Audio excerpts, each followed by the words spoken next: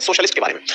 समाजवाद को आसान रूप से समझे तो ये समझिएगा एक ऐसा वाद जिसमें समाज की प्राथमिकता हो। सर ये तो बहुत अच्छी बात है। समाज की प्राथमिकता से हो से मतलब क्या है? इनको किन से अलग मानने का प्रयास किया गया है। असल पूंजीवाद असल मायने में अमीर को अमीर बनाने पर विचार करता था और साम्यवाद ये मानता था कि अमीर नाम का कोई व्यक्ति होना ही नहीं चाहिए, वो केवल धन का संग्रहण कर रहा है, वो शोषण कर रहा है, इसीलिए गरीब व्यक्ति के हाथ में नियंत्रण होना चाहिए। इन दो विचारधाराओं से लड़ाइयां चल रही थी। औद्योगिकीकरण के बाद पनपी हुई ये विचारधारात्मक लड़ाई थी, क्योंकि औद्योगिकीकरण के दौरान, औद्योगिक क्रांति के दौरान अमीर बहुत ज्यादा अमीर हो गए थे यूरोप के अंदर और अमेरिका के अंदर। ऐसे में जो लोग वहां पर सर्विस क्लास था यानी कि जो लेबर था, वो अपने आप को बड़ा ही शोषण में पाता था कि उसका बहुत शोषण हुआ है। ऐसे में साम्यवाद यानी कि गरीबों ने कहा कि हमारे दम पर तुम अमीर बने हो तो हमारे हाथ में नियंत्रण होना चाहिए। यही कारण है कि आप रूस की क्रांति जो पढ़ते हैं वो इसी से प्रेरित होती है।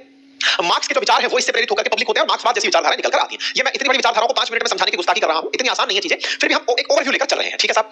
पूंजीवाद में अमीर के पास में संसाधन का ऑप्शन हो ये बात मानकर चल रहा था अमेरिका, और अमेरिका अपने इस विचारधारा को प्रमोट किया जा रहा था। ठीक है साहब। इन दोनों विचारधाराओं के बीच में अचानक आ गए हम आजाद हुए 1947 में। आजाद हुए तो हमारी दिक्कत ये थी कि हम कौन सी विचारधारा में आगे बढ़ने वाले हैं, देश को कहां लेकर बढ़े। अच्छा, अगर हम साम्यवाद अपनाते हैं कि गरीबों के हाथ में नियंत्रण हो तो साहब हम तो खुद ही पूरी तरह से गरीब हैं, अमीर तो था ही नहीं हमारे हाथ में, तो लड़ेंगे किससे। अच्छा, हम बात करें अगर पूंजीवाद की तो क्या हमारे पास इतने उद्योगपति थे क्या जो इंडिया को अमेरिका के टक्कर में ले जाएंगे। हम ऐसी स्थिति में आजाद हुए थे जब ना तो प्रॉपर साम्यवाद अपनाने की स्थिति में थे ना पूंजीवाद अपनाने की स्थिति में थे। गांधी जी के विचार हुआ करते थे इस थॉट पर, जब उनसे पूछते थे कि गांधी जी आप क्या मानते हो, देश को अमीरों को मतलब उद्योग धंधे बंद करा देने चाहिए क्या, क्योंकि ये जो बाहर की कंपनियां आई थी हमको लूट कर ले गई। जब बाहर से ब्रिटिश ईस्ट इंडिया कंपनी जैसी कंपनियां आई हमें लूट कर हड़प कर चली गई, तो अब हमारी आवश्यकता नहीं है, सर इनको भगा देना चाहिए, हमारे देश में उद्योग धंधे नहीं पनपने देने चाहिए। गांधी जी ने कहा कि नहीं, मैं ऐसे समय पर ट्रस्टीशिप की अवधारणा मानता हूं। उसका उद्देश्य है अगर आप टैलेंटेड हैं तो आया कि अगर हम लोग बहुत ज्यादा कंपनी ओरिएंटेड होकर चलने लगे तो हमारे लोग तो और गरीब हैं और गरीब हो जाएंगे, और अगर हम केवल गरीबों के हाथ में शासन दे दें यानी कि हम ये मजदूर के हाथ में, तो मजदूर तो तब सर्वाइव करेगा जब पूंजीपति होंगे, पूंजीपति है ही नहीं। ऐसे में हमने एक बीच का मार्ग अपनाया और वो मार्ग था समाजवाद का। समाजवाद विचारधारा ये थी कि अगर अमीर आदमी अमीरी कर रहा है, उद्योग धंधे चला रहा है तो चलाए, लेकिन सरकार अपना नियंत्रण रखते हुए उस अमीर आदमी से टैक्स वसूलेगी और उस टैक्स से गरीब आदमी के अपलिफ्टमेंट का काम करेगी। यानी कि अगर देश में अमीर और गरीब दो वर्ग हैं तो अमीरों पर से धन निकाल करके गरीबों पर खर्च करने का काम सरकारें करेंगी समाजवादी विचारधारा के तहत। यानी समाज को अल्टीमेटली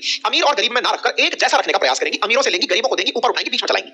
इस विचारधारा के साथ में देश आगे बढ़े, ये मध्यम मार्ग अपनाया गया। वास्तविकता यह है कि दुनिया का कोई भी देश ना तो ट्रू सेंस में साम्यवादी है और ना ही ट्रू सेंस में पूंजीवादी है। अब लगभग सभी देश समाजवादी हैं, लेकिन मूल्यों में वो इस बात को लिखते नहीं है कि हम समाजवादी हैं, क्योंकि सबको लगता है कि या तो वो एक्सट्रीम एंड पर कभी पूंजीवादी बनेंगे या कभी साम्यवादी बनेंगे। ये थॉट देशों के बीच में खुली छोड़ दी जाती है। आप अपना फेट डिसाइड करें आने वाले समय में देश क्या चाहेंगे। उदाहरण के रूप में बताता हूं, जिस समय विचारधारा की लड़ाई चल रही थी, सोवियत रूस खुद को लेकर चल रहा था साम्यवाद का प्रवर्तक और अमेरिका लेकर चल रहा था पूंजीवाद का प्रवर्तक। 1991 तक सोवियत रूस साम्यवाद की धारणा की पालना कर रहा था, लेकिन 1991 में सोवियत रूस का विखंडन होता है और 21 देश बनकर आते हैं, 15 देश बनकर आते हैं, माफी चाहूंगा फैक्चुअली हम देश बनकर आते हैं। सोवियत रूस का जो टूटना होता है उस दिन से रूस जो बनकर आया उसने पूंजीवाद अपना लिया और उसने साम्यवाद छोड़ दिया।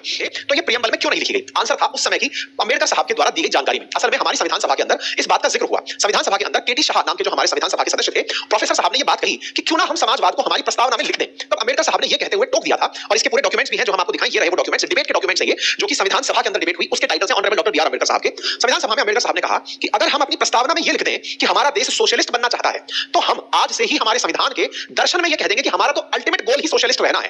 क्या पता आने वाला समय लोगों को पूंजीवाद की तरफ ले जाए। अम्बेडकर साहब का उस समय का थॉट प्रोसेस देखिए। उस समय वो इस बात को इस तरह से रखे कि क्या पता आने वाला समय देश को साम्यवाद की तरफ ले जाए।